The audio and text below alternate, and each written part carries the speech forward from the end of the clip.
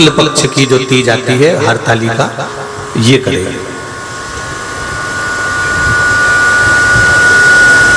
तीज के व्रत क्यों कहते हैं कि सातुड़ी तीज करी, हरियाली तीज करी या हरतालिका तीज करी? इन तीज के व्रत का क्या विधान, इन तीज के व्रत का क्या महत्व है, इन तीज के व्रत की क्या मूल्यता है, इसकी क्या महत्वता है?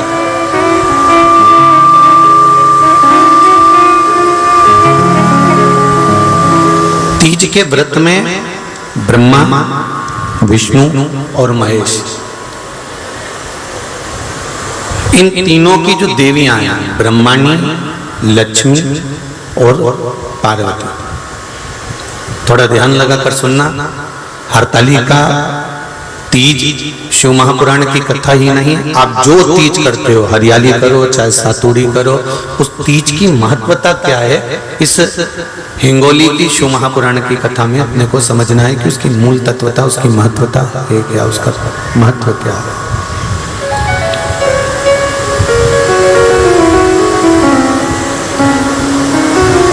भगवान ब्रह्मा, भगवान विष्णु और भगवान शिव, इन तीनों की जो अर्धांगिनियां, ब्रह्माणी, लक्ष्मी और पार्वती, इन तीनों ने तप कर कर, साधना कर कर ब्रह्मदेव को, भगवान विष्णु को और भगवान शंकर को प्राप्त किया। और तीनों ने प्राप्त कर कर तीनों देवताओं से वर मांगा कि वर हमको ऐसा दीजिए कि हमारे तप साधना का फल नारी को तीज के दिन प्राप्त हो जाए। अब देखिए जरा, एक ही व्रत से, एक ही उपवास से उसको संपूर्ण तप साधना का फल प्राप्त हो रहा, संपूर्ण तप साधना का फल उसको मिल रहा है मात्र एक व्रत से। केवल एक व्रत कर रहे हैं और संपूर्ण तप साधना का फल उसको प्राप्त हो रहा है। ऐसा कोई व्रत, ऐसी कोई साधना, ऐसा कोई शंभो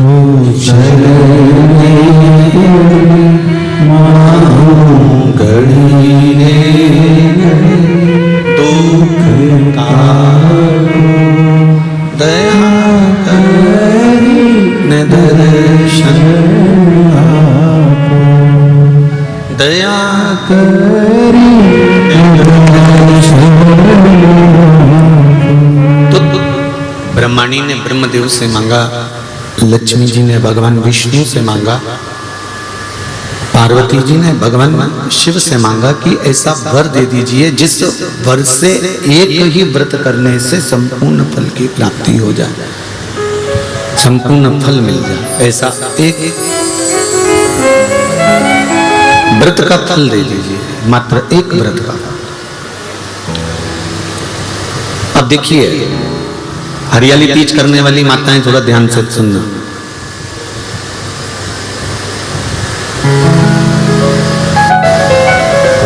हरियाली तीज जब माताएं करती हैं तो एक हरियाली तीज, एक गणगौर की तीज, ये दो तीज के व्रत ऐसे होते हैं जिसमें जब माताएं करती हैं तो उस समय पर उमा, ब्रह्माणी और लक्ष्मी, इन तीनों की आराधना का फल उसको केवल एक व्रत से प्राप्त हो जाता। अब देखिए दूसरा सातुड़ी तीज,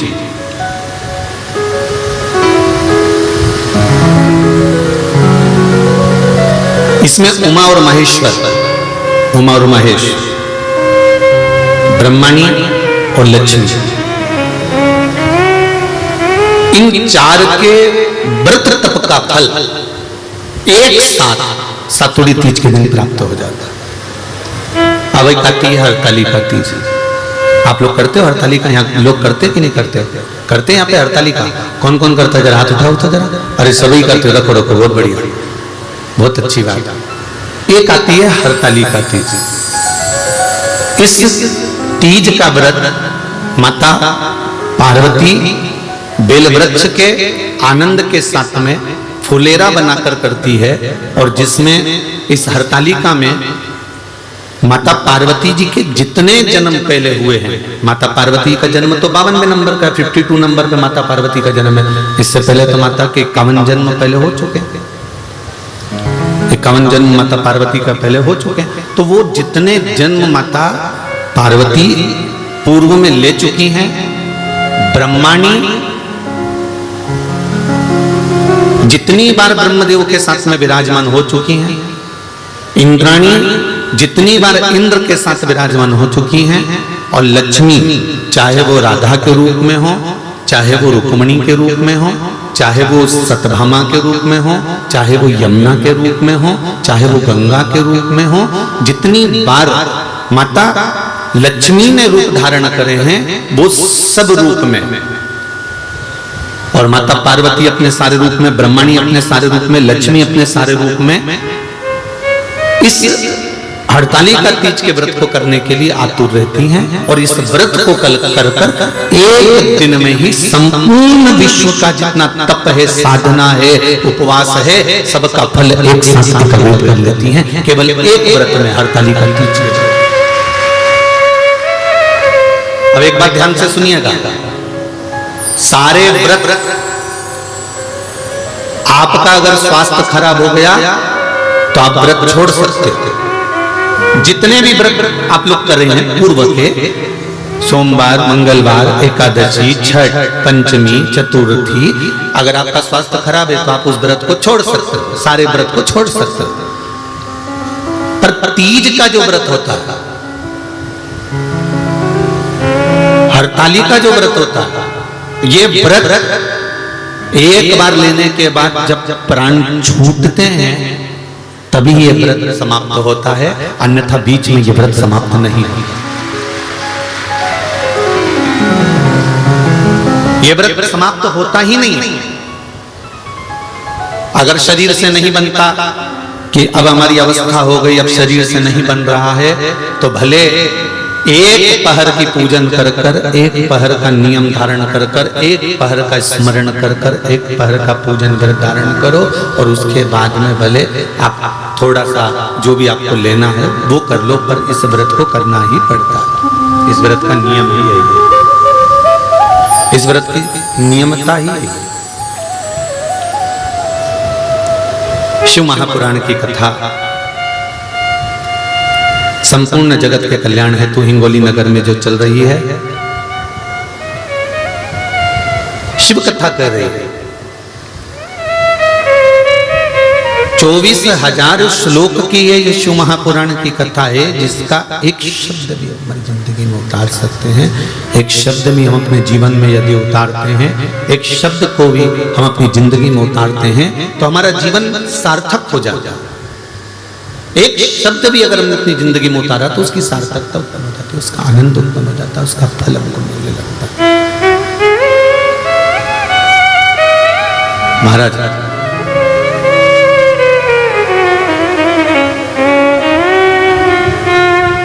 भगवान शिव का सुंदर संवाद हरतालिका शिव महापुराण की कथा के माध्यम से श्रवण करें, बड़े आनंद के साथ में इस व्रत की महत्वता को श्रवण करें।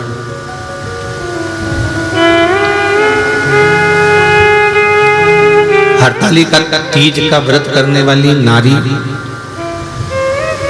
जब प्राण छोड़ती है तो उसकी क्या गति होती है, कहां वो जाती है, किस लोक में उसका स्थान होता है। हरतालिका तीज का व्रत जो नहीं करती और भूल से भी फुलेरा का दर्शन करना, फुलेरा जानते हो ना आप लोग, जिस दिन जहां हरतालिका तीज बनती है, केले के पत्ते के ऊपर जहां शिवलिंग बनता है उसके ऊपर जो फूल की मालाएं लटकाई जाती है या झूमर या पत्ते लटकाए जाते हैं, उसका मात्र दर्शन वो व्रतनी भी कर रही है।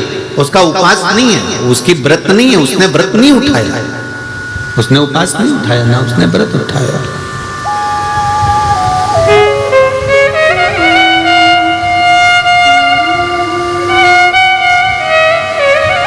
और यदि व्रत उसने नहीं उठाया है और नहीं व्रत उठाने के बाद भी अगर व्रत नहीं कर रही है, उसके बाद भी अगर किसी सहेली ने कह दिया, किसी बेस्ट फ्रेंड ने कह दिया कि नहीं नहीं तुझे मेरे यहाँ पर आज हरतालिका है, तू आ जाना है, थोड़ी देर बैठना, भजन गाना, चले जाना, और भूल से तुम्हारा मन नहीं भी है, नहीं तुम्हारा मन, इसके बाद भी तुम चले गए, इसके बाद भी अगर तुम पहुंच गए वहां चले गए,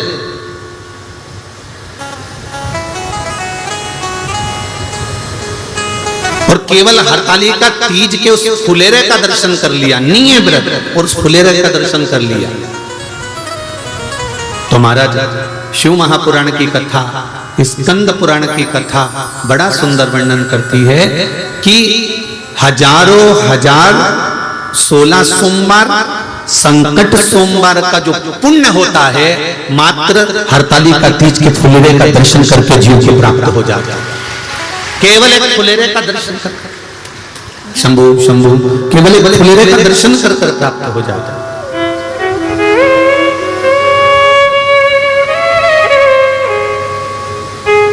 शंभु शरणे मांगू धोनी रे दुख दया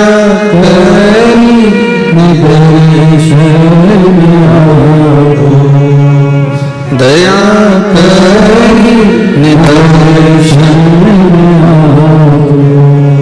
शंभु शरणे मांगू घड़ी दुख दया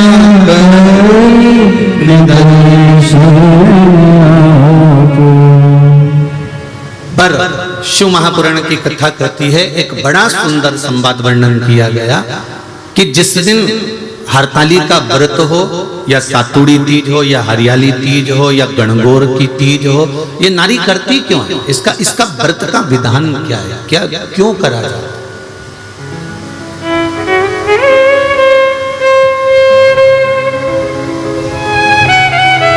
तो कहा ये अखंड सौभाग्य को देने के लिए करते। किस चीज के लिए है? जम के बोलो जरा। अखंड सौभाग्य के लिए। अब एक प्रश्न मन में खड़ा हो जाता है,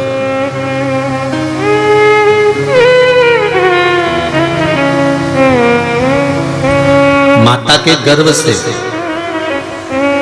2 बच्चे भी जन्म लेते हैं ना, तो वो 1 मिनट 2 मिनट 5 मिनट के गैप से जन्म लेते हैं। बोलो सही है गलत है? जुड़वा बच्चों ने भी जन्म लिया तो एक साथ जन्म नहीं लिया, थोड़ा सा समय आगे पीछे हो गया।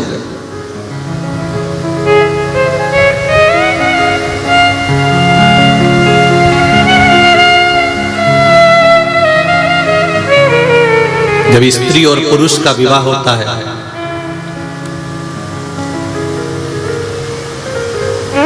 जब वो विवाह के बंधन में बंधते हैं, उस बंधन में कोई ये जरूरी नहीं है कि दोनों साथ ही जा रहे हैं। ध्यान देना, बहुत विशेषता का यह संवाद है। पर नारी की एक अभिलाषा रहती है, स्त्री की एक अभिलाषा,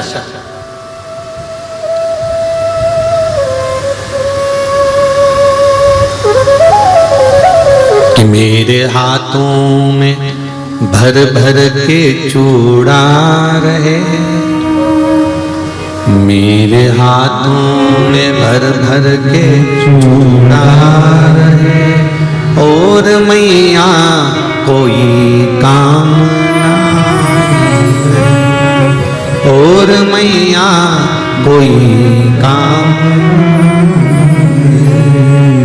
मेरे मस्तक पे मस्तक पे कुमकुम की बिंदिया रहे, मेरे मस्तक पे कुमकुम की बिंदिया रहे, और मैया कोई काम। हे मां, हर नारी का एक भाव, संसार में जो नारी का मंगल विवाह होता है वो विवाह के समय पर परमात्मा से ये मांगती है कि मेरा अखंड सौभाग्य हो, अखंड चूड़ा हो, और मेरे प्राण मेरे जाने के बाद मेरे पति के कंधे पर मैं शमशान तक जाऊं। ये प्रत्येक नारी के हृदय की बात है, प्रत्येक नारी।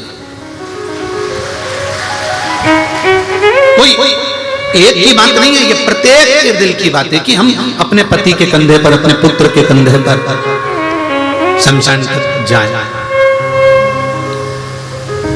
अब कई बार बड़ा दिक्कत खड़ी हो जाती है जब मान लो इतना तुमने भगवान से मांगा, इतना तप करा, इतनी साधना करी, इतना व्रत करा, इतना उपास करा, इतना नियम धारण करा, उसके बाद भी अगर कोई घटना हो जाती है, कोई जीव चला जाता है, तो स्त्री को यह सोचने में आता है कि मैंने तो भगवान की इतनी पूजन करी थी, इतनी अर्चना करी थी, इतना व्रत करा था, अब मुझे तो कुछ करना ही नहीं है, अब तो मैं करूंगी नहीं, अब तो मैं ये हरताली का व्रत भी मैं छोड़ दूंगी और ये हो जाएगा। पर शिव महापुराण का संवाद तो सुनो।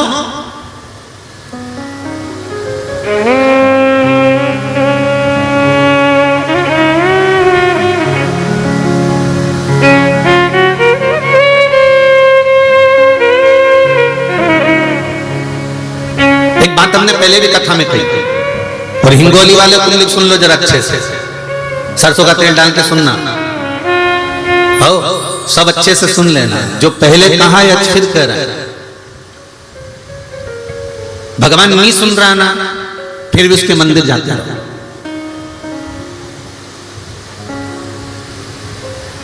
तुम रोटी नहीं भी देती हो ना, तो भी गाय तुम्हारे दरवाजे पर आकर खड़ी हो जाती है।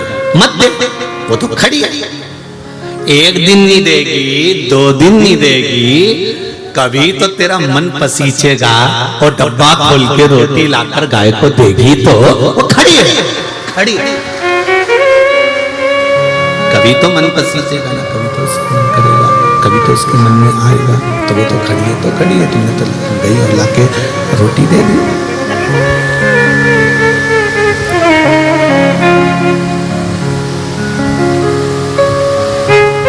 अब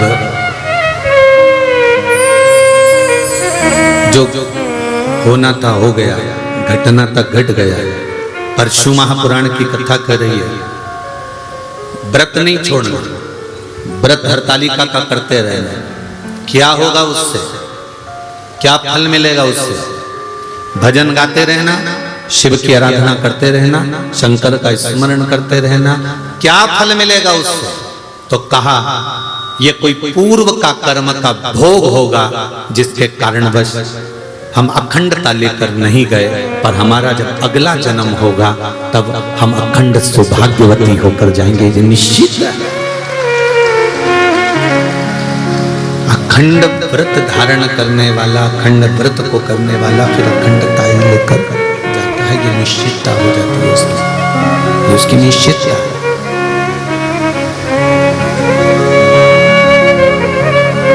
करते रहो व्रत, करते रहो साधना, करते रहो उपवास। मंदिर जाना मत छोड़ो, जाते रहो। शिव जी को 1 लोटा जल चढ़ाना मत छोड़ो, चढ़ाते रहो।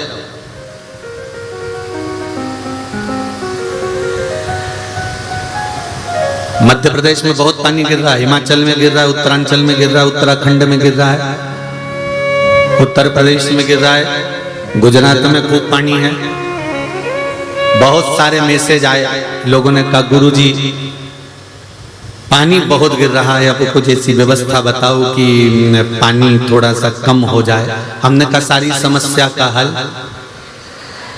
तो कहे वो 2 लोटा जल का ही तो कमाल है जो इतना गिर रहा है। जो इसका चढ़ाया है उसी का तो गिर रहा है, और फिर कह रहे हो कि 1 लोटा। जाते रहो, निवेदन करते रहो, प्रार्थना करते रहो, सुनेगा। तो उन्होंने कहा जल चढ़ाने से जल बंद हो जाएगा क्या? हमने कहा तुमने दिल से मांगा कहां? पांव में अगर कांटा चुभ जाता है तो कांटे को भी कांटे से ही निकाला जाता है। कांटे को निकालने के लिए एक चिमटी या एक पिन या कोई कील या कोई नोकेली कोई वस्तु उस कांटे को निकाल देती है। तो कांटे को कांटे से ही निकाला जाता है। तो सारी समस्या का हल, जरा जम के तो बोलो, एक लोटा जल बस दिल से चढ़ाओ और दिल से उससे प्रार्थना करो, वो सुनेगा जरूर। ये निश्चित है कि वो सुनता है, ये निश्चित है कि वो सुनेगा, उसके मन की बात को पूर्ण करेगा। ये निश्चित है कि वो सुनेगा जरूर।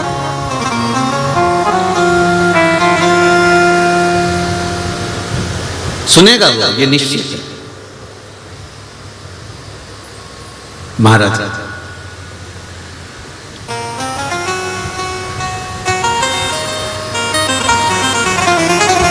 एक देवराज नाम का ब्राह्मण, शिव महापुराण का प्रारंभ का महत्तम देवराज नाम के ब्राह्मण से प्रारंभ होता है, जिसने पूर्ण समय में कोई चोरी नहीं करी है, पूर्ण समय में कोई गलत काम नहीं किया, जिसने पूर्ण समय में कोई बेकार काम नहीं करा। केवल उसने अगर शंभू पूर्ण समय में उसने बेकार काम नहीं करा, पूर्ण समय में उसने चोरी नहीं करी, पूर्ण समय में उसने गलत काम नहीं किया। उसने गलत काम तब करा जब वो एक वेश्या के चक्कर में पड़ गया।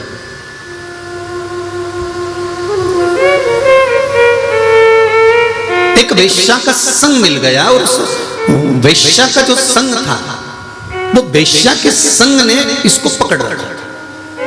उसकी आसक्ति, काम, तृष्णा, उसने इसको खींच रखा।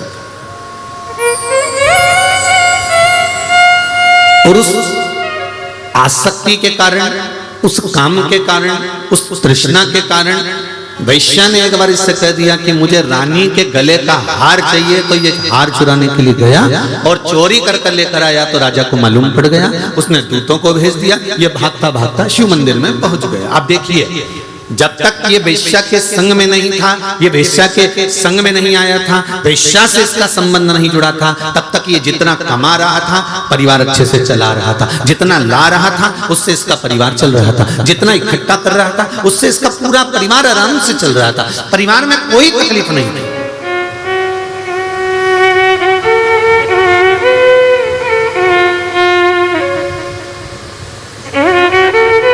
ये जितने भी आप हो, संसार के जितने लोग हैं जो शिव महापुराण की कथा सुन रहे हैं, बड़े ध्यान से सुनना।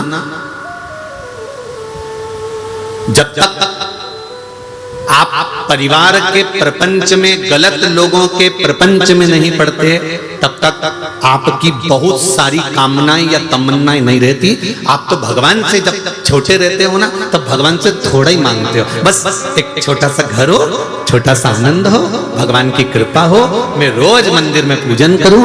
जब तक माताएं कुंवारी रहती है ना, शादी नहीं होती, तो ये भगवान की पूजन भी करती है, सेवा भी करती है, अर्चना भी करती है, भगवान से तीज का व्रत करेगी तो बहुत अच्छे से करेगी। जब कुंवारी रहती है, बाकायदा मेहंदी भी लगाएगी, सूट भी पहनेगी, साड़ी भी पहनेगी, खूब सजेगी धजेगी। कुंवारी अवस्था में मंदिर भी जाएगी, पूजन भी करेगी, तीज का व्रत, चतुर्थी का व्रत, छठ का व्रत, पंचमी का व्रत, जो व्रत करती है कुंवारी अवस्था में वो सब बहुत अच्छे से करती है। जब शादी हो जाती है, बच्चे हो जाते हैं, परिवार के झंझट में जब माताएं पड़ जाती है, जो बेटी इतने आनंद में व्रत करती थी, जो बेटी इतने रात भर भजन गा गा कर व्रत करती थी, जब परिवार के चक्कर में पड़ जाती है, फिर तो मेहंदी अब मैं बाद में लगवा लूंगी, अब रहने दो, अब ऐसा करती हूँ, थोड़ी सी नाम की लगा लेती हूँ, थोड़ी सी नाम की लगा लेती हूँ, और थोड़ी सी नाम की लगा ली। फिर सास ने कहा, बेटा अभी तो तेरी शादी हुई है, 2-3 साल तो हुए शादी को, अच्छे से मेहंदी लगा,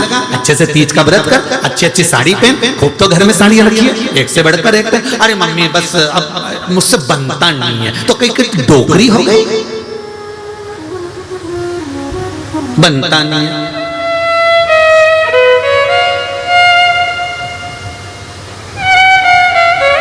ये किसी एक के साथ नहीं, सबके साथ है। जब गाड़ी नहीं थी, 4 व्हीलर नहीं थी, तब नागनाथ भगवान से ओड़ा नागनाथ में जाकर, पल्ली बैजनाथ में जाकर, त्र्यंबकेश्वर जाकर भगवान को विनती कर कर कर आए थे, बाबा बस एक 4 व्हीलर गाड़ी आ जाए, फिर तो जब 15 दिन में, 8 दिन में, 10 दिन में मैं दर्शन करने आ जाऊंगा।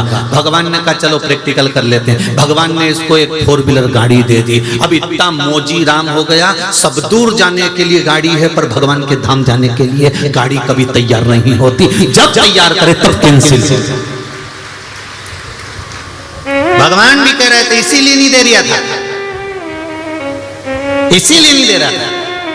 जब तक शादी नहीं हुई, भगवान हरतालिका तीज का व्रत, मम्मी मैं सब तैयारी कर दूंगी, ऑफिस से आएगी, कुंवारी है, ऑफिस से आकर भी तैयारी कर लेगी, खूब आराम से श्रृंगार विंगार करेगी, खूब बड़े प्रेम से, शादी नहीं हुई उससे पहले खूब तैयारी, ढोलक बजा बजा के भजन कीर्तन सब करेगी। आसपास में माताओं को भी खिलाएगी, भाभी आना, काकी आना, हमारे यहाँ तीज का व्रत है, हमारे यहाँ तीज का व्रत है, हमारे यहाँ हरतालिका तीज का व्रत है, हमारे यहाँ फुलेरा बनेगा, हमारे यहाँ शंकर जी की पूजन, सबको खिलाई। और शादी होने के बाद में अब 4 बार 5 बार सास कह रही है, बेटा अब तो उठ जा, कर ले कुछ थोड़ा बहुत तैयारी कर ले पूजन की। अब तो ऐसा मन उचिष्ट हो गया कि वो कहते हैं ना कि भगवान, कई लोग हमसे कहते हैं कि गुरुजी आप इतना कहते हो कि भगवान का भजन करो, भगवान का भजन करो, तो भगवान प्रकट क्यों नहीं होते? भगवान की कथा कह रही है कि गाड़ी मांगी थी, गाड़ी दे दी, गाड़ी आने के बाद गाड़ी की कीमत घट गई, फ्रिज नहीं था घर में, रोज प्राण खाए पति के, फ्रिज ला दो, फ्रिज ला दो, फ्रिज ला दो। जिस दिन से फ्रिज आया, एक बार अच्छे से सफाई नहीं करी, वो फ्रिज कचरे जैसा अंदर से हो रहा। वॉशिंग मशीन ला दो, वॉशिंग मशीन ला दो, जब तक वॉशिंग मशीन नहीं आई तो उसकी कीमत इतनी थी, वॉशिंग मशीन आ जाए, वॉशिंग मशीन आ जाए, वॉशिंग मशीन आने के बाद ऐसी है कि वो में चूहा भरा दिया। महाराज बोलो सही है कि गलत है? नहीं, थोड़ा बुरा लगेगा, हिंगोली वालों थोड़ा सा लग सकता है, और लग जाए तो लग जाए। हल्दी की मंडी में कथा चल रही है, बेच देना, उसमें कौन सी दिक्कत है? तो उसमें टेंशन वेंशन नहीं लेना अपने को, अपन तो कथा का मस्त। जब तक जो चीज नहीं मिलती उसकी कीमत होती है, जो चीज मिल जाती है उसकी कीमत खत्म हो जाती है। मकान छोटा था, बड़ा हो जाए, बस बड़ा हो जाए, बड़ा हो गया। हमेशा कहती थी छोटे से मकान में कहाँ तो कपड़े सुखाऊं, कहाँ जाऊं, छत बड़ी हो तो घूमने जाऊं। भगवान ने 2-3 मंजिल का मकान दे दिया। अब जिस दिन मुहूर्त हुआ था, पंडित जी ने एक बार ऊपर ले जाके पूजन कराई थी, 1-2 बार टेरिस गार्डन में घूमने गई थी, उसके बाद अभी तक नहीं मालूम कि ऊपर क्या क्या पड़ा हुआ है। उस दिन के बाद नी चढ़ी, और चढ़ी तो इतनी ऊपर चढ़ गई कि नीचे ही नहीं आई, इतनी चढ़ी।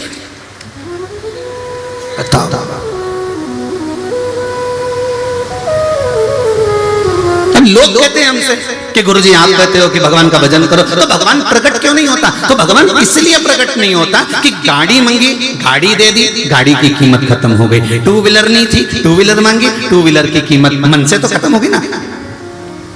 रानी हार था, नहीं था, रानी हार मंगवाया, बड़ा हार मंगवाया, चूड़ी मंगवाई, नहीं तो पीछा पकड़ के बैठी थी, ये मिल जाए, मिल जाए, मिल जाए, कितना अच्छा लग रहा है, एक बार तो दिला दो, और दिला दिया, फिर उसकी कोई कीमत नहीं है, वो पड़ा हुआ है, वो पड़ी हुई है, वो वॉशिंग मशीन, वो फ्रिज, वो मकान, वो गाड़ी, वो बंगला, सब पड़ा हुआ है, फिर कोई नहीं आसक्ति आ गई। अब ये चीज मिल जाए, वो चीज में मिल जाती है, फिर उसकी आसक्ति खत्म हो जाती है। अब इसमें कोई मन नहीं है, इसमें कोई आनंद नहीं है। उसी तरह शिव महापुराण की कथा कहती है कि भगवान प्रकट क्यों नहीं होता? भगवान ने कहा तूने पूजन अर्चना करी और मैं प्रकट हो गया, तो तेरी मुझे पाने की आसक्ति फिर खत्म हो जाएगी, फिर तू मुझे पाएगी। इसलिए भगवान चाहता है कि यह आसक्ति आपके भीतर, परमात्मा को पाने की आसक्ति आपके भीतर प्रकट रहे।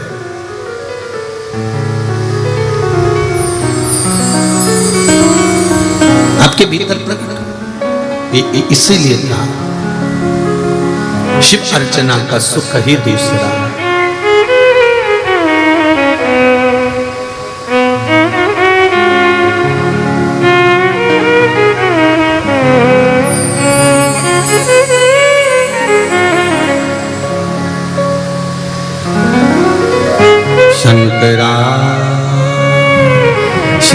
शंकरा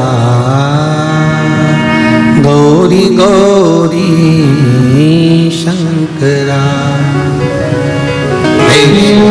शंकर जपू तेरी माला भोले बाबा जपू तेरी माला भोला सब दुख काटो मारा ओ भोला सब दुख काटो मारा। शिव जी से मन के हृदय की बात कहकर भगवान शंकर से प्रार्थना करे, जो जीवन का सुख देने वाला, आनंद देने वाला वो देवाधिदेव महादेव है। वो भगवान शंकर ओगरदानी, तरकालदर्शी, कैलाशी, अविनाशी, वो शिव है। शिव महापुराण कह रही है, देवराज नामक का ब्राह्मण एक वैश्या का संग पाकर अपने जीवन को नष्ट कर दिया। देखिए, चलते हुए जीवन में बहुत अच्छा चल रहा है, आपका बहुत अच्छा जीवन चल रहा है, बहुत बढ़िया आपकी कमाई हो रही है, बहुत बढ़िया दुकान चल रही है, बहुत बढ़िया गृहस्थी चल रही है, बहुत बढ़िया परिवार चल रहा है, बहुत बढ़िया कुटुंब चल रहा है, बहुत अच्छा सब काम हो रहा है, सब चीजें अच्छी चल रही है। पर उसके अंतर्गत कभी कभी कभी कभी ऐसा योग बन जाता है, ऐसा क्रम हो जाता है कि हमारा करा धरा सब बेकार हो जाता है। हमारा जितना करा हुआ है वो सब पानी फिर गया। 25-50 लाख रुपए तुमने कमा लिए, इकट्ठे कर लिए, बैंक में भी आ गए, बहुत कुछ तुमने प्राप्त कर लिया। पर कई बार तुम जब और अच्छा करने का सोचते हो ना कि ये मैं और कर लूंगा, और तो तुमने फिर कई विचार करा कि ये काम करता हूँ कि मैं डब्बे का काम कर लेता हूँ, मैं शेयर मार्केट का काम कर लेता हूँ, फिर ही तो बैठा हूँ, घर में से ही कर लूंगा। और विचार करा था, परिवार वालों ने कहा मत कर, जो है भगवान की कृपा का है, भगवान ने दिया है, सब अच्छा चल रहा है, दाल रोटी भगवान दे रहा है ना, पेट भर कर दे रहा है ना। फिर वही वाली बात आ गई जो शिव महापुराण में वर्णन है कि पेट भरने की जवाबदारी मेरे देव अधिदेव महादेव ने ले रखी है, पेटी भरने की जवाबदारी नहीं लिखी तुम्हारी पेटी भर,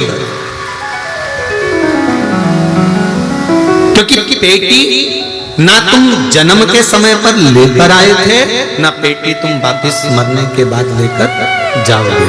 हाँ, हिंगोली में ऐसा होता हो तो बात दूसरी है, पर हमने तो जहां तक सुना है कि मुट्ठी बांधे आया जग में, राधे हाथ पसारे जाएगा, और क्या तू लेकर आया जग में, क्या तू ये मत बोलो क्या तू लेकर जाएगा, लेकर जाओगे। जो हिंगोली वालों, तुमने 7 दिन की शिव महापुराण की कथा इस हिंगोली नगर में श्रवण करी है, ये तुम्हारा पड़ोसी लेकर नहीं जाएगा, ये अपन अपने साथ लेकर जाएगा, ये कोई दूसरा लेकर जाने वाला नहीं है।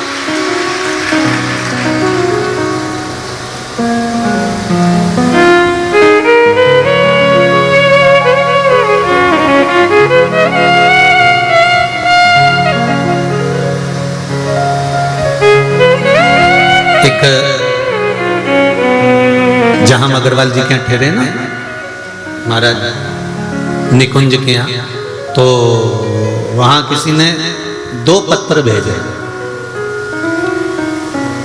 सामने टेबल पे रखे होंगे, उसमें एक पत्र में लिखा है कि कोई बीमारी थी तो उसका वर्णन है, और दूसरा पत्र में लिखा उन्होंने कि गुरुजी से ये पूछना है कि बचपन में पुण्य कमाना चाहिए कि जवानी में पुण्य कमाना चाहिए कि अधेड़ी में पुण्य कमाना चाहिए कि बुढ़ापे में पुण्य कमाना चाहिए। बोलो रे हिंगोली वालों, तेरा क्या होगा रे कालिया, तुम बता दो कि पुण्य कब कमाना चाहिए, बोलो रे। बचपन में पुण्य कमाना चाहिए कि जवानी में पुण्य कमाना चाहिए कि अधेड़ी में पुण्य कमाना चाहिए कि बुढ़ापे में पुण्य कमाना चाहिए। शिव महापुराण की कथा कहती है, जवानी में जो तुमने पुण्य कमाया है तो वो पुण्य तुम्हारा जवान की जवान बना रहेगा, अंतिम समय तक चल जा रहा है।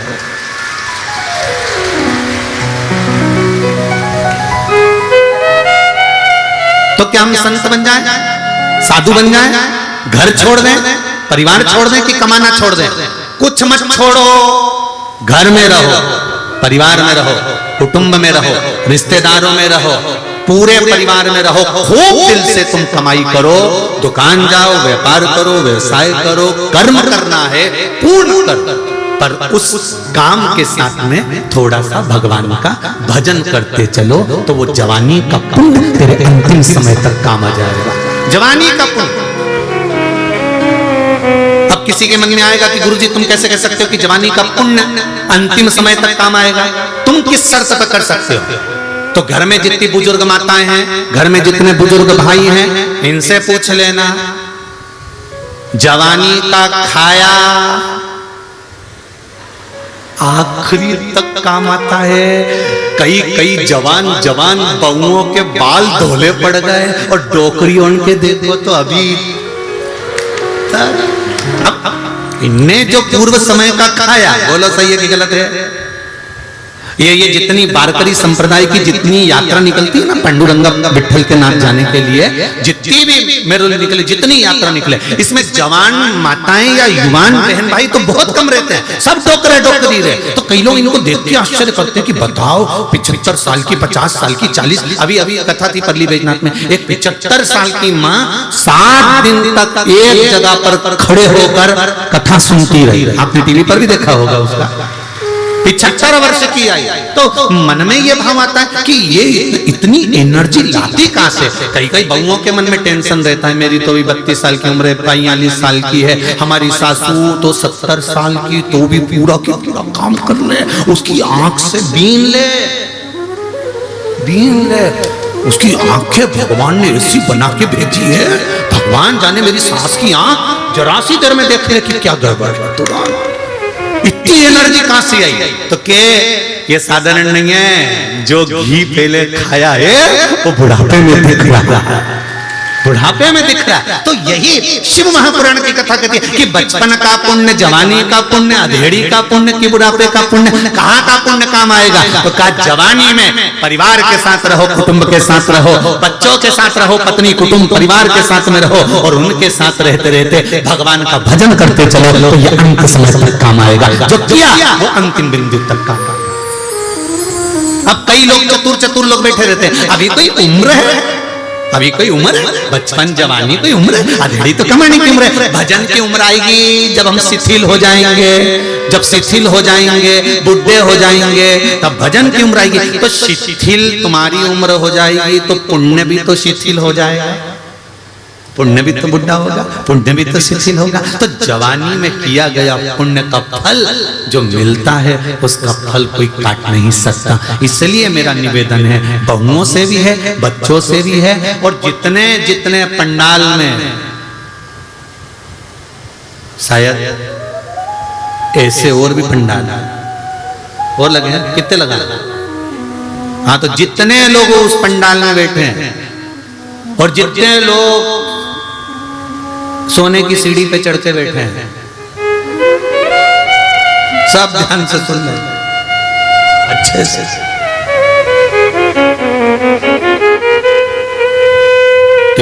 पुण्य कमाई करो, दुकान जाओ, व्यापार करो। कभी इस व्यासपीठ से हमने कभी ये नहीं कहा आपसे कि आप अपना कर्म मत करो, बोला कभी? हमने एक ही बात बोली, खूब काम करो, खूब कमाओ, दिल से कमाओ। तुम कमाओ, किसी को दान करो मत करो, किसी को दो मत दो, पर अपनी कमाई का थोड़ा सा अपने ऊपर भी खर्च करो, जिससे तुम्हारा जीवन अच्छा रहे, तुम्हारा जीवन अच्छा रहे। कमाया कमाया कमाया कमाया, आखिरी में यही छोड़ के चले गए। तुम गए, वो 12वें के दिन नुक्ती पूड़ी और चने की सब्जी खा रहे।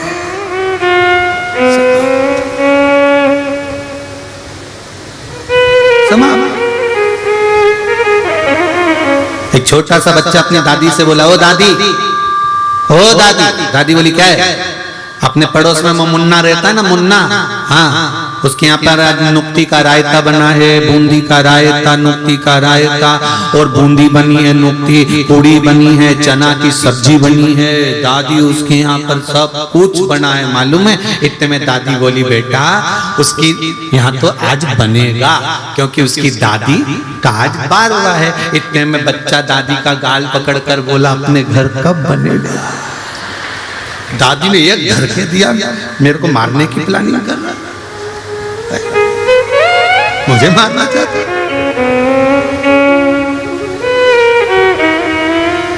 कौन मारा? झूठा है संसार हमने देख लिया, सब मतलब के यार हमने देख लिया। झूठे नाते झूठे रिश्ते, झूठे नाते झूठे रिश्ते, झूठा है संसार हमने देख लिया।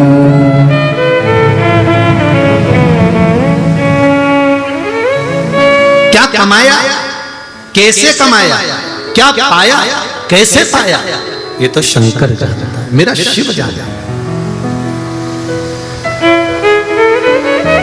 पूरी हल्दी की मंडी, कपास की मंडी, हिंगोली की दुल्हन जैसी सजी है। शायद पहले सजी की नहीं सजी, पर इतनी जोरदार सजी है। इतने व्यापारी यहाँ पर से व्यापार करते होंगे, इतने व्यापारी यहाँ से व्यापार करते होंगे, और ढेर सारा काम यहाँ से चलता होगा। पर 7 दिन सारे व्यापारी और हिंगोली नगर के कई व्यापारी लोग अपने अपना शटर गिराकर दुकान मंगल कर 3 घंटे की कथा सुन रहे हैं। उनसे निवेदन है, तुम टेंशन मत लेना, 7 दिन तुम इसको दो, 7 दिन के बाद वो क्या देता है वो ही जान सकता, फिर उसकी मर्जी।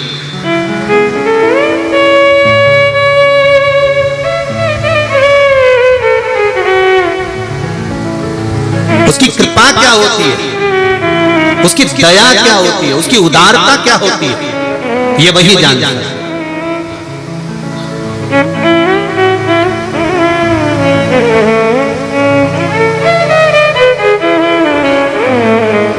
एक कथा में कोई बैठे हैं, परली बैजनाथ से आए हुए, उन्होंने व्हाट्सएप पर मैसेज भी डाला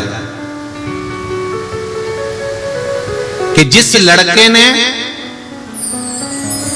32 बार इंटरव्यू दिया था, और जो लड़का इंटरव्यू में नौकरी लग नहीं रही थी, पास नहीं हो रहा था, गुरुजी आपने कहा था कि कथा सुन लो परली बैजनाथ में। हमने टीवी पर सुनी, और फिर परली बैजनाथ की जमीन पर जब आप आए, हमने कथा सुनी, उसी बच्चे के लिए सुनी थी गुरुजी। आप गए और बेटे का पैकेज 84 लाख का आ गया, और बेटे का जॉब लग गया। अगर आप लोग जुड़े होंगे तो आप लोगों को मालूम होगा कि उन ग्रुपों में, जो महाराष्ट्र के ग्रुप है, उस पर मैसेज चल रहा है। और ये तो अभी पहला है, अभी परली बैजनाथ से अभी तो रिजल्ट आना चालू हुए हैं, अभी 3 महीने नहीं। और आपसे भी निवेदन है, दिल से सुनना शिव महापुराण की कथा। जो आस और विश्वास लेकर सुनोगे, दिल लेकर श्रवण करोगे, हृदय से सुनोगे, वो क्या देता है वही जान सकता है। उसका कोई बखान नहीं कर सकता, उसका कोई बखान नहीं। महाराज, हम भगवान को गिनकर ना दें और भगवान से हम गिनकर ना लें, हम तो केवल अपना कर्म करें। हमारे मन में यह भी बात नहीं आना चाहिए कि हमने 1 शिव महापुराण की कथा सुनी, 2 सुनी कि 3 सुनी कि 4 सुनी। हम तो भगवान का भजन कितना कर सकते हैं। वो कहते ना, एक ग्वालन दूध बेचती है, दूध का व्यापार करती है, मटकी में दूध भरा, डब्बे में दूध लिया, बेचने चली जाती।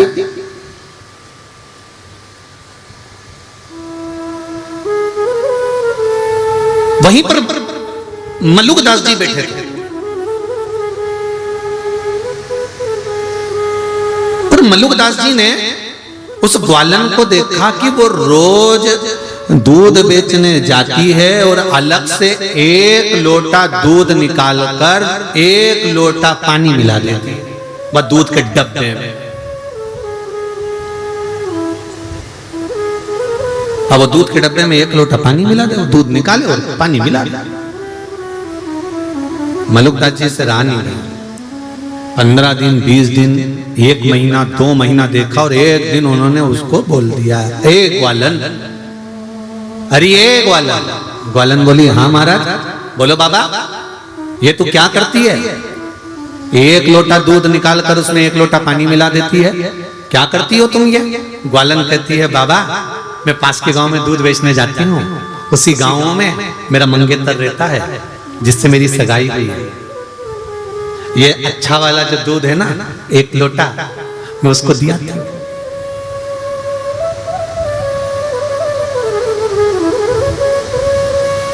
शादी हो गई तेरी? अभी थोड़ी ना हुई है, 2 साल के बाद होगी।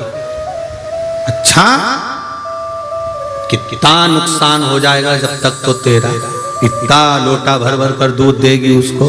अरे बाबा, जब पूरा जीवन ही उसको देना है और जब उससे दिल लगा लिया है तो 1 लोटा दूध में क्या जाए, क्या हिसाब देखना कि कितना गया कितना आया, अपने को नहीं देखना, अपन को तो दे देना है।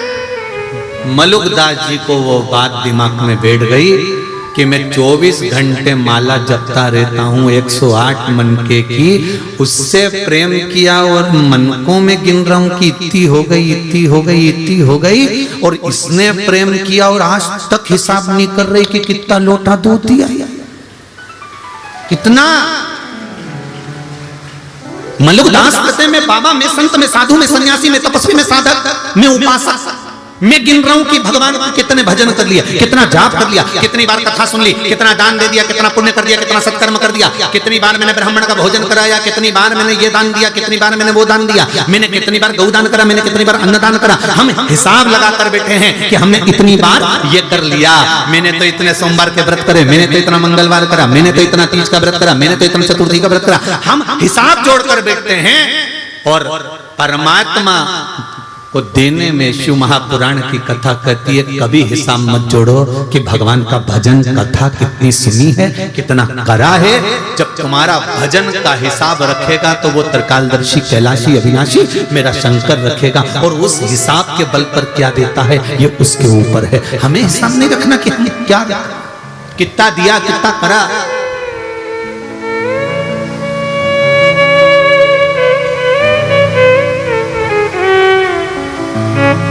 जो कथा के यजमान है, जो नित्य के यजमान है, अच्छे से सुन लेना।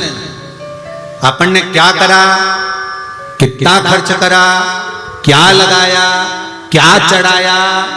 कथा में 7 दिन भी स्मरण मत करो, 7 दिन के बाद भी कोई पूछे तो मत बताना। क्यों? क्योंकि हमने जब अपने दिलदार को दे दिया, एक बार मोबाइल जब मैडम को दे दिया तो बार बार के मत बताना 20,000 का दिलाया था तेरे को, मैडम उठा के फेंक देगी, रख ले तू ही। बोलो सही है कि गलत है? बात बात में क्यों, मैंने तो तेरे को 20,000 का मोबाइल दिलाया, मैंने तो तेरे को 20,000 का मोबाइल दिलाया, तो वो रखेगी? ये रख लो, तुम्हारा मोबाइल तुम्हारे पास ही। और ये मत सोचना कि तुम ही दिलाया। एक फोन उसने लगाया अपने पप्पा को, और फिर मत कहना कि काली मिर्ची लग गई। एक फोन पापा को मिलाया, पापा छोरी क्या हो गया, इनने मेरे को 20,000 का मोबाइल दिलाया, 25 बार के बता दिया, वापिस दे दे, मैं पहुंचा रही हूँ तेरा भाई यारिया देने के लिए। फिर तो मायके से मोबाइल आया और ससुराल वालों का मुंह भगोना हो गया। तभी फिर तो सबने कहा हमसे तो बोलती बेटा, फिर तो सास भी बोली हमसे तो कहती है, जब उसने कहा तो हमसे तो बोलती, मैं दिला देती, तो क्या जिसके साथ प्रण के आई, विवाह करके आई, उसने क्या बता दिया कि 20,000 का था, तो तुम नहीं कहती बार बार कि मैंने बहू को मोबाइल दिया, बहू को इसलिए मैंने किया। इसलिए निवेदन है शंकर भगवान को जो दिया, शिव जी के लिए जो किया, किसी को मत बोलना कि क्या किया, फिर वो जाने और उसका काम जाने, अपने को नहीं बोलना। नहीं तो रख ले तेरा मोबाइल तेरे नीचे। देवराज ने अपनी पूर्ति जहां तक थी वहां तक तो भगवान पेट भरता है, वहां तक भगवान देता है। भगवान कहते हैं कि तेरा जन्म नहीं हुआ, माता के स्तनों में दूध दिया, तेरी पूर्ति तक का तो मैं दे दूंगा, पर तेरे सोचे कि पेटी भरा जाए, घर भरा जाए, संपदा भरा जाए, भगवान के ये सब यहीं छोड़कर जाना है, इसलिए इसकी जवाबदारी नहीं है। मैं तेरी जवाबदारी ले सकता हूं कि पेट दिया है तो भूखा नहीं रखूंगा, अंतिम समय तक तेरा साथ दूंगा, तो चिंता मत करना। मैंने जन्म दिया है तो अंत समय में कोई अगर अग्नि नहीं देगा, लकड़ी नहीं देगा, तो मेरा शंकर कहता है मैं खुद आऊंगा, अग्नि भी दूंगा, लकड़ी भी दूंगा, भस्म बनाकर लपेट भी लूंगा। शिव कहता है मेरा है, मैं तुझे संभालूंगा, तुम मेरा बनकर रहे।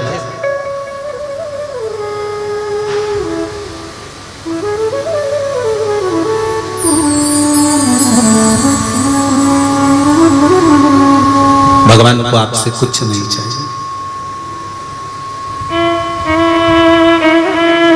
कुछ भी परमात्मा को नहीं चाहिए आपसे। महाराज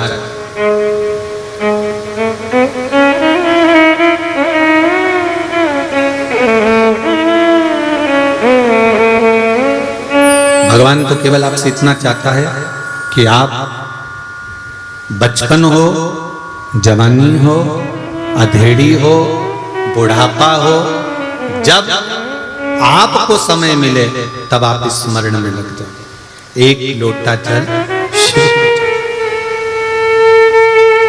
मात्र एक लोटा जल हमारे जीवन की सारी समस्या का हल कर देता है। एक पत्र आया है, देखिए।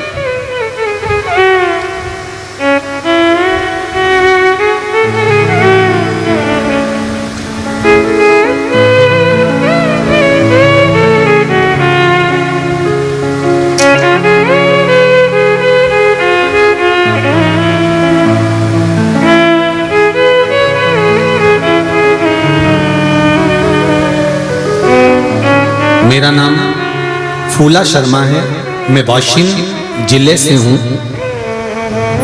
कहीं बैठे हो तो हाथ हिलाइएगा। आप ही हैं? दोनों हाथ हिला दो एक बार। श्री शिवाय नमस्तुभ्यम।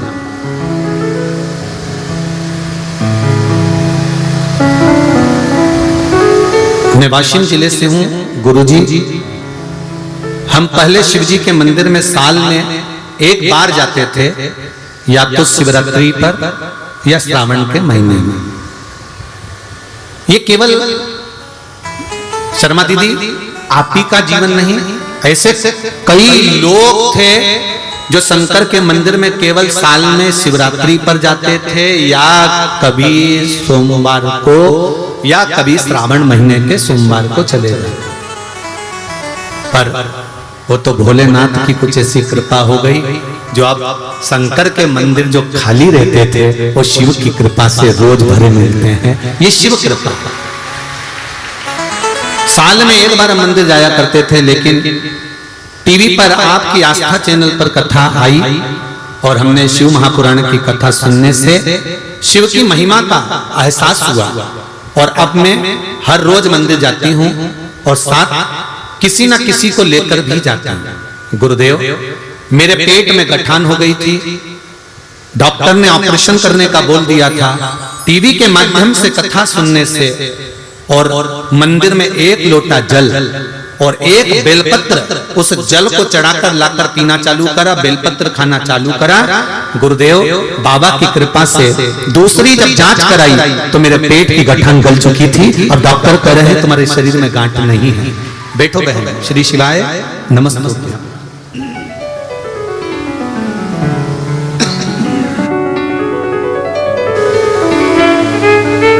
शिव कृपा किसको कहते हैं? शंकर की उदारता किसको कहते हैं?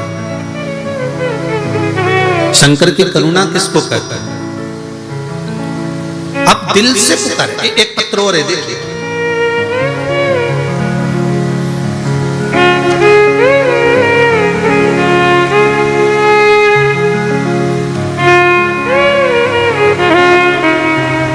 गुरुजी, मैं सो कल्पना श्रीकांत सुक्ते मानवत जिला परभणी से आया। कहीं बैठी हो तो हाथ हिलाइएगा। आप ही हैं? श्री शिवाय नमस्तुभ्यम। दोनों बच्चे साथ लाए हो? बधाई आपको बहुत बहुत। बाबा देवाधिदेव महादेव का प्रसाद आपके घर आया और बाबा की कृपा हुई। 2007 में मेरी शादी हुई थी गुरुदेव। मुझे एक लड़का हुआ था जिसको फिट की प्रॉब्लम थी। डॉक्टरों के पास दिखाया तो डॉक्टर बोले उसको मुंबई ले जाओ। मुंबई ले जाते समय मेरा लड़का शांत हो गया। मुझे दूसरा लड़का हुआ तो उसे भी डॉक्टरों ने यही फिट की प्रॉब्लम बताई और मुंबई के एम हॉस्पिटल में उसकी ब्लड की जांच की शुरुआत करी। उसका खर्चा लाखों का था, फिर भी हम पीछे नहीं हटे, लेकिन सारी जांचें कराए और 2 साल का लड़का भी शांत हो गया। गुरुजी, एक भी बच्चा मेरी गोदी में नहीं था। 10 साल के बाद जब शिव महापुराण की कथा आपके माध्यम से सुनी तो फिर बाबा से विनती कर कर डॉक्टरों ने कह दिया था कि तुम्हें जो भी संतान होगी वो ऐसी ही होगी, या तो विकलांग या फिट वाली। गुरुदेव, आंवले के नोमी का उपाय पशुपति व्रत किया, बाबा से विनती करी, बाबा अब संतान को 10 साल हो गए, गर्भ भी नहीं ठहर रहा, आप कृपा करें बाबा और मुझे संतान दें। बाबा की कृपा से मेरे गर्भ से 2 संतान हुई, एक लड़का और एक लड़की, और दोनों बाबा की कृपा से सारे डॉक्टरों को जांच करा ली, दोनों स्वस्थ हैं और उन दोनों बच्चों को लेकर हम धूप दिलाने कथा में आए हैं। दोनों बच्चों को बहुत बहुत भाव से ले आओ, जरा एक बार ले आओ, ले आओ, ले आओ, जल्दी ले आओ। शंभो शरणे, कार्यकर्ता ले आओ, कार्यकर्ता ले आओ। दुख काटो दया करी दर्शन आपो। शंभो शरणे पड़ी मांगो घड़ी रे घड़ी दुख काटो दया करी रोइए मत, अब तो खुश होइए। अब तो बाबा ने झोली भर दी ना, तो फिर अब रोने की क्या जरूरत है। अब तो खुश होकर आओ, आंसू वहीं पहुंच के छोड़ कर जाओ।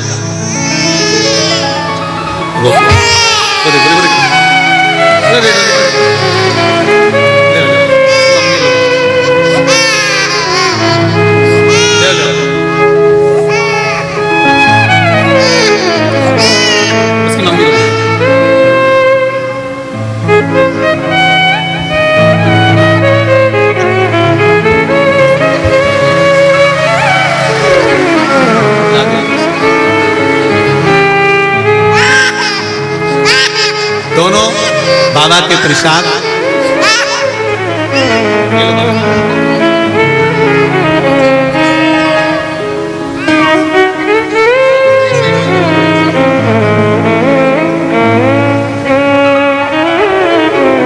यही बेलपत्र निकालना। बहुत बहुत बधाई, एक बार जोरदार ताली बजाकर बधाई दो। शिव प्रसाद, भगवान शंकर की करुणा ऐसे ही बनी रहे। शिव तत्व है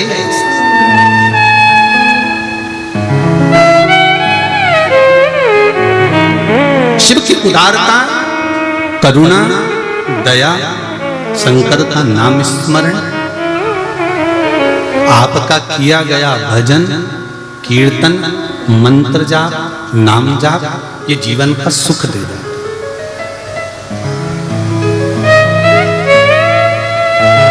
अब दिल से बोलो उसको, आप दिल से पुकारो उसको, दिल से सुनता है।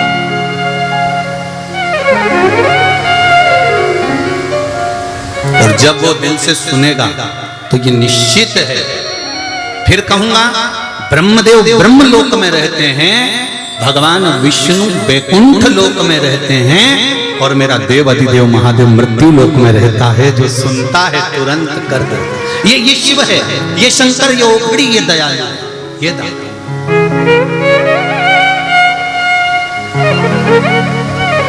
उसकी उदारता युक्त, उसकी करुणा युक्त। महाराज देवराज नामक का ब्राह्मण एक वैश्या का संग पकड़कर अपने जीवन को नरक बना लिया। कभी कभी ऐसा योग बन जाता है, कभी कभी ऐसा समय आ जाता है कि हमारी चलती हुई अच्छी गाड़ी, हमारा चलता हुआ अच्छा समय, हमारा चलता हुआ अच्छा जीवन किसी थोड़े से लोभ में, काम में, आसक्ति में, तृष्णा में, वासना में फंसकर नरक हो।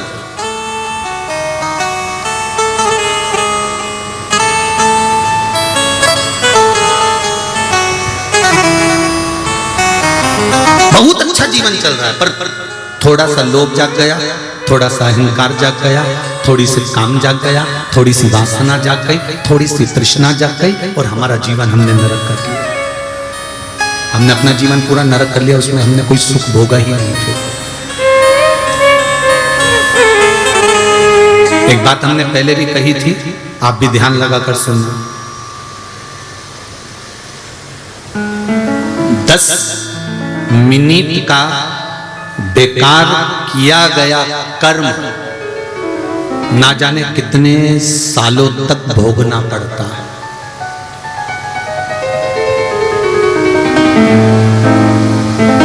कितने सालों?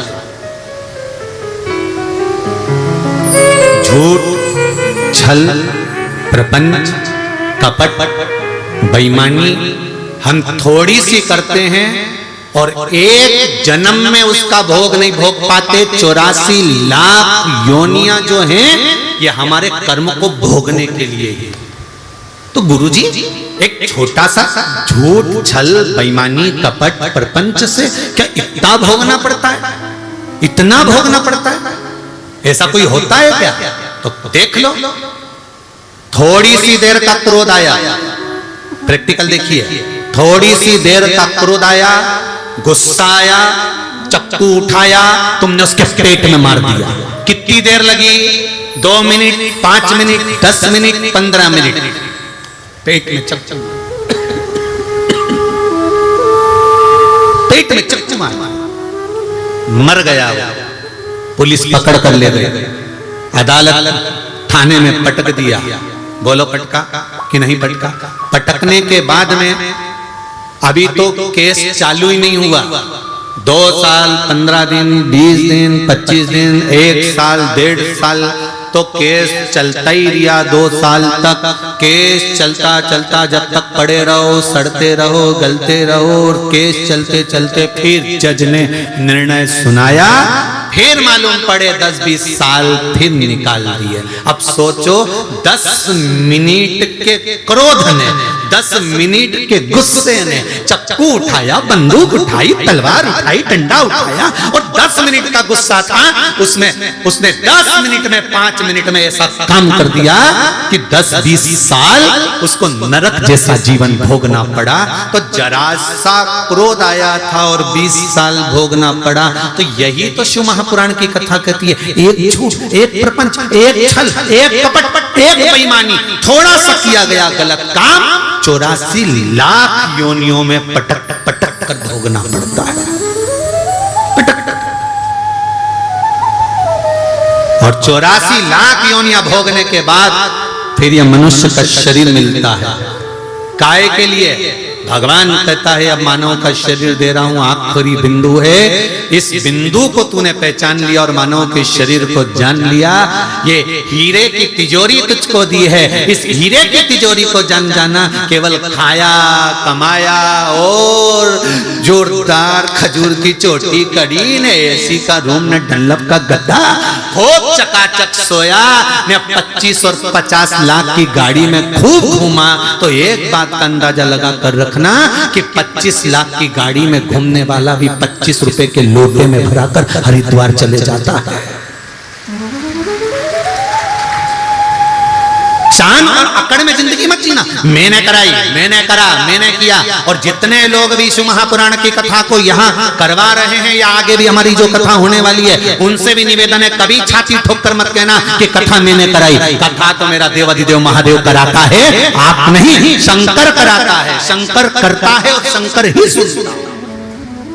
हमारी सामर्थ्यता नहीं है कि हम कुछ कर सकते। अंदाजा निकाल दो, छोड़ दो कि हमने कुछ करा। वो तो जो स्वर्गीय दुर्गा प्रसाद जी अग्रवाल जो जीव गया है और जिसके निमित्त से सीहोर में आकर यह कथा ली गई थी, उनके पुत्र ने समीर जी को, आशीष जी को कहा था हमारे पिता के निमित्त से लेना। हम जब ही समझ गए थे कोई साधारण व्यक्ति नहीं, कोई शंकर का ही भगत गया होगा जो हिंगोली को तारने के लिए ये कथा लेकर जा रहा है। कोई साधारणता नहीं हो सकती। और जितने लोग इस कथा को सुन रहे हैं, भले आस्था चैनल पर सुने, फेसबुक यूट्यूब पर सुने, हरताली का शिव महापुराण की कथा को आप लोग श्रवण कर रहे हैं, जरा ध्यान से सुनिए, ध्यान से स्मरण करिए। और जितने लोग यहां बैठकर सुन रहे हैं, दिल लगाकर सुनना, बार बार नहीं मिलती शिव महापुराण की कथा, बार बार नहीं मिलती। इतने सालों के बाद महाराष्ट्र को 2 कथा मिली है और इसके बाद फिर 1-2 साल के बाद नंबर लगेगा, क्योंकि कथा इतनी रहती है कि समय मिलना भारी। कहीं शिव की कृपा से एक परली बैजनाथ और दूसरी हम तो कहेंगे हिंगोली नहीं, नागनाथ भगवान को कराना थी। उनने कहा मैं काय को खाली रही हूं, तो उनने करा दी। हम तो यही समझेंगे क्यों नागनाथ सुन रहे हैं। वो परली बैजनाथ में हुई थी तो इनने उधर इशारा कर दिया। जैसे ट्रस्टी होने रहते ना, मंदिर के ट्रस्टी, परली के ट्रस्टी और नागनाथ के ट्रस्टी, उधर से उन्होंने फोन करके बोल दिया होगा कि ऐसी ऐसी बात है और दर्शन कराना है, महाराज आ रहे हैं। तो आपस में बैजनाथ और नागनाथ की भी बात हो गई होगी, निकला है महाराज, परली में कथा हो गई है तो हिंगोली भी हो जाए। तो बाबा की कृपा थी और कहीं शिव की कृपा होती है तब जाकर ये शिव महापुराण की कथा मिली। ये उसकी करुणा, कोई कारण नहीं। 7 दिन परिवार वालों को भी फोन करके कह देना, रे भैया जिसको कथा सुनना है तो आओ, परंतु निवेदन है 3 घंटा मेरे से फालतू की बात होगी नहीं और मैं घर में रहूंगी नहीं। मैं तो चली हिंगोली की मंडी। जी हो, बिल्कुल कह देना, अपने से तो बोलना ही नहीं। 7 दिन अलमस्त आनंद के साथ चकाचक, अपने कई टेंशन। तो खाना कौन बनाएगा? तो बनाने की जरूरत क्या है? कूपन लो जा, या कौन समाज का पक्षी जा। मैं तो चली वृंदावन राणा, मेरे तो भाग जगे राणा जी तेरे महलों में, राणा जी तेरे महलों में। शिव कथा कह रही है महाराज देवराज ने वो एक वैश्या का संग पाकर गलत कर्म कर लिया और उस वैश्या के कहने पर राज घराने में पहुंचकर चोरी कर ली। चोरी का हार लेकर चला, उसके पीछे राजा के दूत दौड़ने लगे। सैनिक दौड़ते दौड़ते दौड़ते दौड़ते उसके पीछे गए। वो दौड़ता हुआ शिव जी के मंदिर में छुप गया जहां शिव महापुराण की कथा चल रही थी। थोड़ी सी कथा उसकी श्रवण में गई, थोड़ी सी कथा उसके कानों में गई, और जो कथा उसके कानों में गई उस कथा का फल क्या मिला कि बाहर निकला, बेलपत्री के वृक्ष के नीचे उसके प्राण छूट गए। रुद्राक्ष की माला, भस्म का तिलक, चंदन, बेलपत्र, जो शिव को समर्पित होने वाली वस्तु है वो साधारण होती ही नहीं है।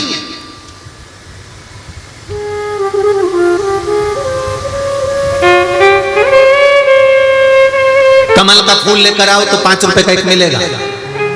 बेलपत्री तो किसी भी पेड़ में से तोड़ ली और चढ़ा दी, कीमत की लगी नहीं।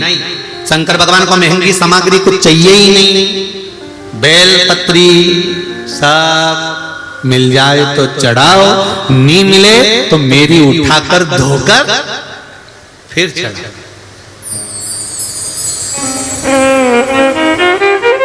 वापिस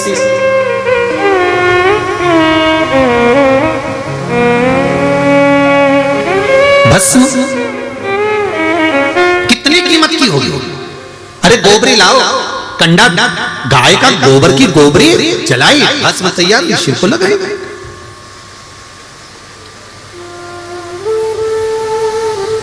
कहा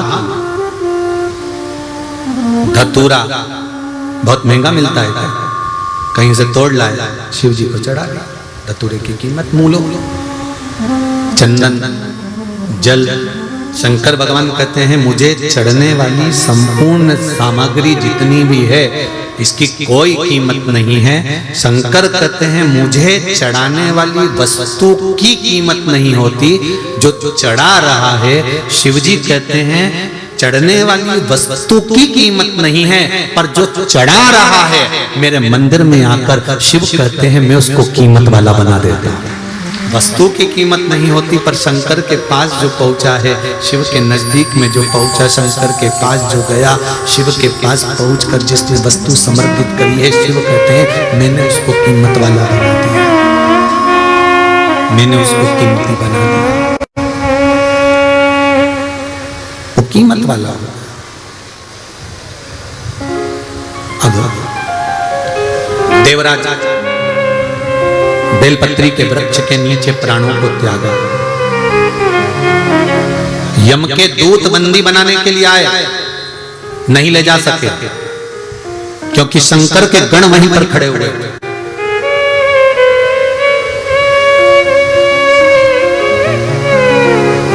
शिव के गण वहीं पर है।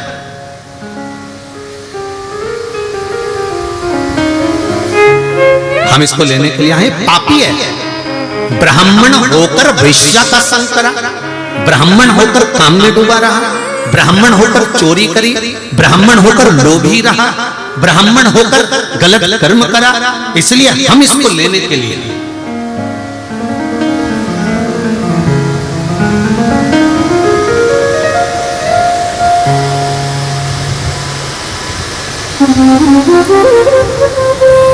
पर शंकर भगवान के गणों ने कहा तुम इसको ले जा नहीं सकते। कारण कितना भी बड़ा पापी हो, कितना भी बड़ा लोभी हो, कितना भी बड़ा कामी हो, कितना बड़ा भी अहंकारी हो, बेलपत्री के वृक्ष के नीचे इसके प्राण छूटे। ये वृक्ष कोई साधारण है क्या? जिस वृक्ष के नीचे 64 योगनियां, जिस वृक्ष के नीचे लक्ष्मी झाड़ू लगाती हो, जिस वृक्ष के नीचे नारायण भगवान शंकर का गुणगान करते हो, जिस वृक्ष के नीचे ब्रह्मा बैठने के लिए तरसते हैं, जिस वृक्ष के नीचे इंद्र पारिजात वृक्ष को लाकर भी समर्पित कर कर छोटा बन गया, जिस वृक्ष के नीचे 33 कोटि देवता बैठकर भगवान शंकर से वर प्राप्त कर लेते हैं, जिस वृक्ष के नीचे पापी से पापी जीव का भी उद्धार हो जाता है, उस वृक्ष के नीचे ये बैठा है जहां इसके प्राण छूटे हैं। यमदूतों को अच्छा नहीं लगा तो यमदूतों ने यमराज से जाकर कहा स्वामी अगर इस पापी को मारना था तो बेलपत्री के पेड़ के नीचे क्यों मारा? इसको कहीं दूसरी जगह मारते तो हम पकड़कर रस्सी में बांधकर फिर यम लोग लेकर जाते। इसको बेलपत्री का वृक्ष क्यों मिला? क्या कारण था? क्या कारण था कि इसको बेलपत्री का वृक्ष मिला मरते समय? उसका कारण क्या था? यमराज ने धर्मराज से पूछा, धर्मराज ने चित्रगुप्त महाराज से पूछा, तो चित्रगुप्त महाराज ने इसकी लेखनी पढ़कर बताया कि इसके प्राण बेलपत्री के पेड़ के नीचे क्यों छूटे। उसके पीछे एक कारण था, इसकी माता शंकर जी के मंदिर में जाकर बुआरी काटती थी, पोछा लगाती थी, दीप जलाती थी, शिव जी को एक लोटा जल समर्पित करती थी। माता का पुण्य पुत्र के काम आ गया और वो पुण्य आज इसको बेलपत्री के वृक्ष के नीचे ले गया। बेलपत्री के वृक्ष के नीचे ले गया वो पुण्य।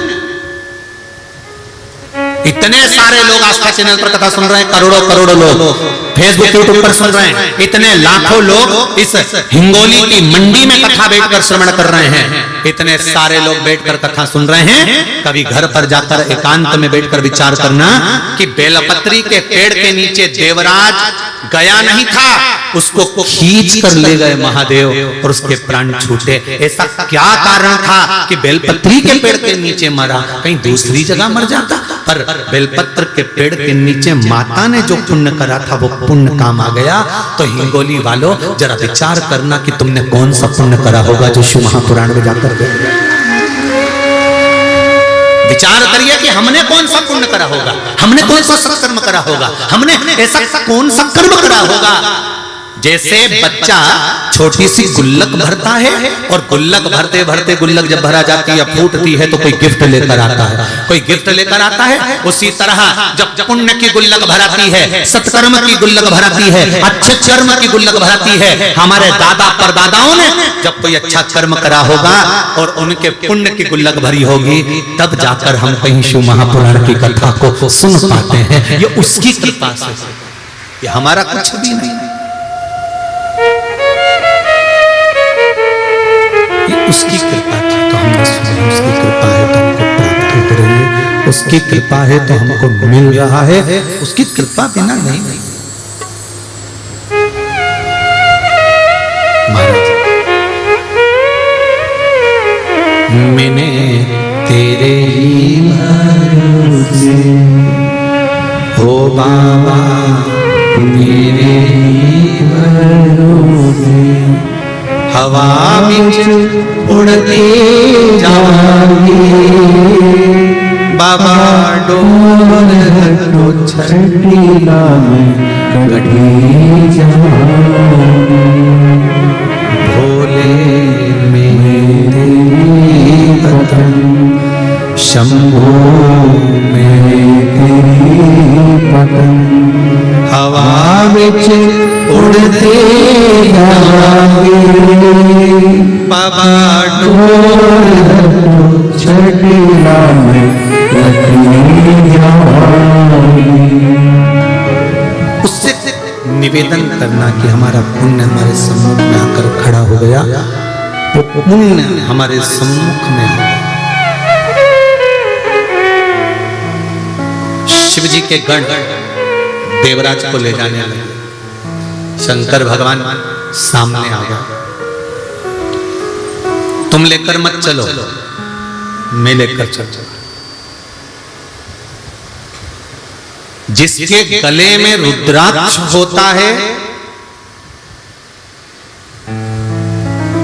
जिसके गले में रुद्राक्ष डला होता है, वो कहीं पर भी रहे। आजकल नए नए कैमरे आ गए, जो ये सीसीटीवी कैमरे लगे रहते हैं, इस कैमरे में किसी एक व्यक्ति का फोटो फिट कर दो, वो व्यक्ति जहां रहता है कैमरा वहीं घूमता रहता है। पूछना किसी से, बता देगा जो कैमरा लगाने वाला होता है।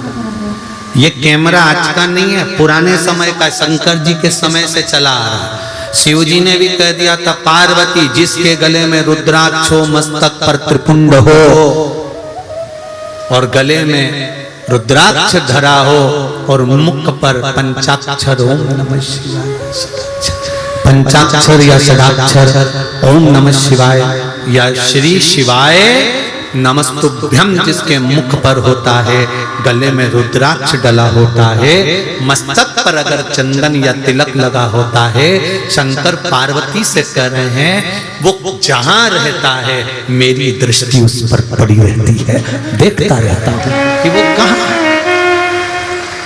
कैमरा चल रहा, कैमरा चालू रहता है कि वो गया कहां।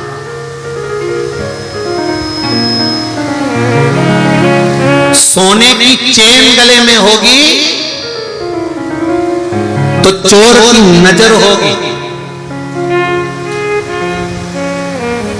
धन होगा तो चोर की नजर होगी, सुंदरता होगी तो लुच्चों की नजर होगी, और अगर गले में रुद्राक्ष है तो शिव की नजर होगी, ये निश्चित है। तुम कैमरे की निगाह में हो, तुम कैमरे में हो, तुम शंकर की निगाह में शंकर के सामने हो, तुम शंकर के सामने हो, शंकर की निगाह में। एक रुद्राक्ष, शिव महापुराण एक मुखी से लेकर 14 मुखी तक रुद्राक्ष का वर्णन करती है। स्कंद पुराण 21 मुखी तक रुद्राक्ष का वर्णन करती है। लिंग पुराण रुद्राक्षों का स्मरण करा देती है। एक रुद्राक्ष, और वो रुद्राक्ष भी कोई साधारण नहीं, जो शंकर का हो, जो शिव का समर्पित हो, शिव स्मरण का। आज के जमाने में तो इतने नकली रुद्राक्ष आ गए कि असली को पहचानना मुश्किल है। असली को पहचानना मुश्किल। जैसे एक भेरू जी का ओटला, भेरू जी का ओटला देखा, एक पेड़ के नीचे इतना बड़ा पत्थर रखा, उसके पास में बहुत सारे पत्थर पर सिंदूर पुता, और किसी ने कह दिया ये हमारे यहाँ का भेरू जी का ओटला। तो क्या भेरू जी महाराज रहते हैं। एक पढ़ा लिखा लड़का ने आकर पूछा पिताजी से, पिताजी ये क्या है, इस पेड़ के नीचे इतने सारे पत्थर रखे, सब पे सिंदूर पुता है, ये क्या है। पढ़े लिखे लड़के ने पूछा तो पिताजी बोले ये अपने भेरू जी। अच्छा, तो लड़के ने पढ़ा लिखा था तो उसने पूछ लिया, यहाँ तो इतने सारे पत्थर रखे, सब पे सिंदूर पुता है, इसमें असली भेरू कौन सा। अब यहाँ इतने सारे पत्थर, सब पे सिंदूर पुता, तो इसमें असली भेरू कौन सा। पिताजी बोले बेटा हमको तो पता नहीं, दादाजी से पूछ लेना। तो दादाजी के पास पढ़ा लिखा लड़का गया, दादाजी से पूछा, दादाजी अभी मैं आ रहा था गांव में, तो एक ओटला वहां पेड़ लगा था, वृक्ष के नीचे इतने बड़े पत्थर रखे थे, सब पे सिंदूर पुता था। मैंने पापा से पूछा कि ये क्या है, तो वो बोले भेरू जी का ओटला। तो इतने सारे भेरू रखे थे पिताजी, इसमें असली भेरू कौन सा है। तो इतने में दादाजी बोले बेटा हमारा जमाना में तो एक ही भेरू था, इतना बड़ा जो पत्थर रखा देखा होगा ना, लोग उसी पे सिंदूर पोतते थे, वही असली भेरू था। तो फिर इतने सारे भेरू कहां से आ गए। तो दादाजी बोले बेटा लोग सिंदूर पोतने आते थे, साथ में रुमाल ने पिन्नी लाते थे, एक भाटा उठाया पत्थर, हाथ पोछा पटक गए, दूसरा भाटा उठाया, हाथ पोछा पटक गए, इतने सारे भेरू इकट्ठे हो गए। असली भेरू तो बेचारा बैठे ही रहता है, उस पे कोई सिंदूर नहीं लगाता, ये पुतौआओं पे पोत के चले जाता है। जो भी आता है इन सबको पोत देता और असली वाला बेचारा बैठे ही रह जाता है। उसी तरह इतने रुद्राक्ष, इसमें असली कौन सा है। पढ़े लिखे लड़के को भेरू छाटने में जीवन निकल गया तो रुद्राक्ष कैसे छाटोगे। बड़ा कठिन, बहुत कठिन। असली की पहचान क्या।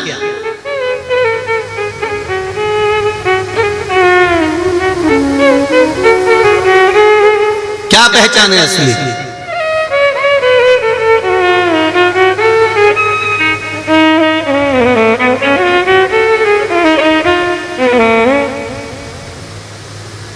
बोल दो जल्दी से, असली रुद्राक्ष की पहचान क्या है।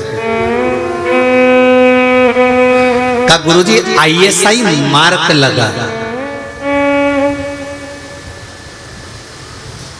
तो ऐसा मार्क तो, अरे बोलो तो जम के, अच्छे से बोलो जरा, कोई भी लगा ले।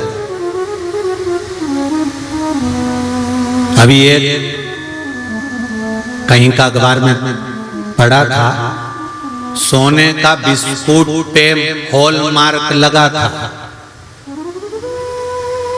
तो बेचारा सुनार ने सोचा कि हॉलमार्क का बिस्कुट है, उसने रख लिया। अब हॉलमार्क लगा था, रख लिया, उसने सोचा इतना बड़ा बिस्कुट हॉलमार्क पर कम कीमत में मिल रहा है, ले लिया। ले तो लिया, वो चले गया और बाद में जांच करी तो वो हॉलमार्क भी नकली था और बिस्कुट भी नकली।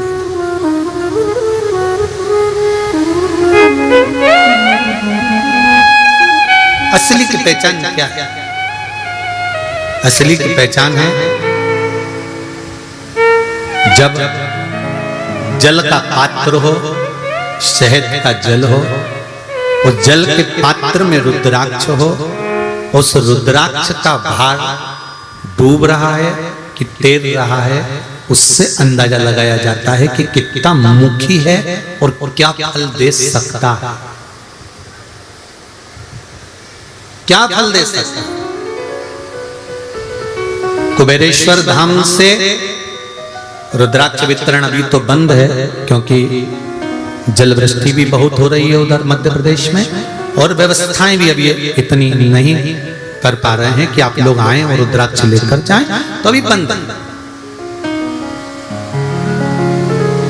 पूरी दुनिया के रुद्राक्ष भले वो 10,000 का ले लो, 50,000 का ले लो, 25,000 का ले लो, चाहे लोग तुम्हें कोरियर करके भेज दें, तुमने ज्यादा धन दे दिया होगा, डोनेशन दे दिया होगा, दान दे दिया होगा, तो लोग भेज ही सकते।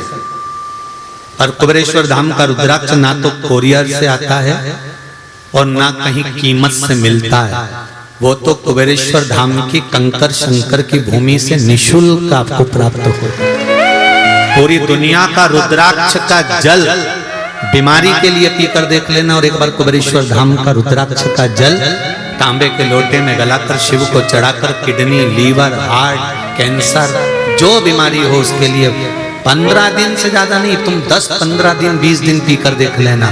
20 दिन के बाद वो चलता फिरता नजर आए कि नहीं आए, तो लिखकर लेटर भेजना कि चला कि नहीं चला। उस रुद्राक्ष की महत्व, रुद्राक्ष की मूल पत्र हैं